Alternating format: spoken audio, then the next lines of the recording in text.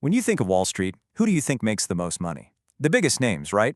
Well, not always. Today, we're going to dig into the real numbers, the top-line revenue, to find out who the true titans are. And trust me, some of the answers are going to surprise you. All right, let's jump right in. We're going to look at some data that, on the surface, seems to tell a pretty simple story about who's on top. But there's a really interesting illusion happening here, and you have to look a little closer to see it.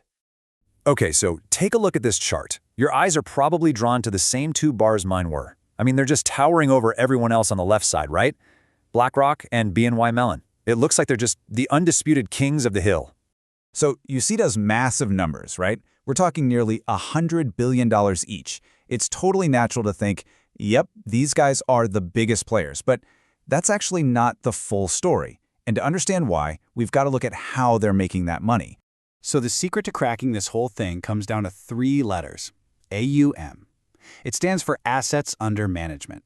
And all that means is it's the total dollar value of all the investments that a company, like BlackRock, is managing for other people. And this slide nails it. Think of it like flow versus dough. These guys manage a massive flow of money. We're talking trillions with a T. It's an ocean of cash. But their revenue, the actual dough they get to keep, is just a teeny tiny percentage fee they skim off the top. So that giant bar on the chart, that's really showing you their scale, not how much money they're actually bringing in the door. Okay, so if it's not the asset managers, then who are the real heavyweights here? Who's actually bringing in the most cash? Well, they're hiding in plain sight on that same chart. Let's go find them. Let's go back to that chart. Now, I want you to ignore those giant bars for a second and just focus on the dark gray ones. Those are your traditional banks. See them? And you'll notice one of them stands, well, head and shoulders above all the other banks. Yep, you got it, JPMorgan Chase.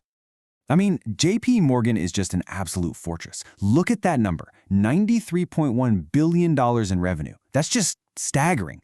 And if you think back to that first chart, that puts them way, way ahead of their nearest banking competitors. It's not even close.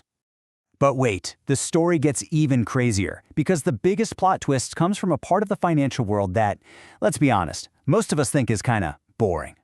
Insurance. But when you look at the numbers, oh man, it is a straight-up cash printing machine. And get this, the real shocker for me was Progressive. $74.4 billion. That means they're pulling in more revenue than giants like BankofAmerica. Bigger than American Express. It's just a stunning, stunning performance and really shows you how powerful the insurance business is. Okay, so we've found our heavyweights, the companies with the biggest raw revenue numbers. But top-line revenue isn't everything. Now let's talk about a totally different kind of power. The power of having a super efficient business model. And that brings us to a whole different group of players, the payment processors. Companies like Visa and MasterCard. The absolute best way to understand how they work is to picture a financial toll road. So if you just glance at the chart, their revenue bars look smaller than the big banks, right? You see Visa's $40 billion right next to Citigroup's $55 billion. But that's another one of those moments where the visual doesn't quite tell you the whole story. Here's the thing. A bank like Citi has to worry about risks, right? Like people not paying back their loans. An insurance company has to worry about paying out huge claims. Visa, they don't have any of that risk. They just sit back and take a tiny little fee from every single swipe, every single transaction. It's cleaner money, which is exactly why investors often value these companies way more than even banks that have bigger revenue numbers. There's one more really important thing this chart shows us, and it's this huge power dynamic happening inside the banking world itself.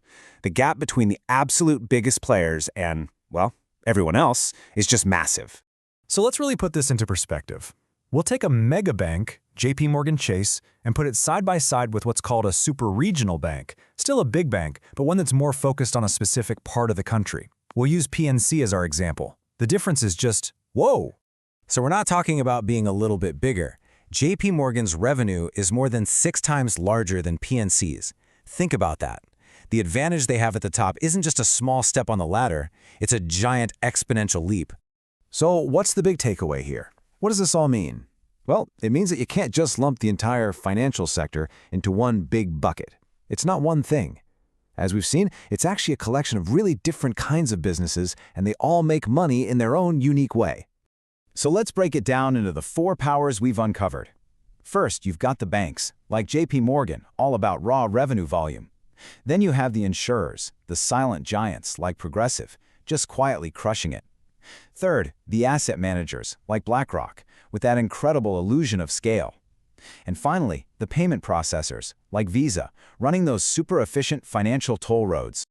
So looking at top-line revenue is a great start. It tells us who has the biggest machine, who's processing the most cash. But it begs an even bigger and maybe more important question. Once all the bills are paid, who actually keeps the most profit? Now that is a story for next time.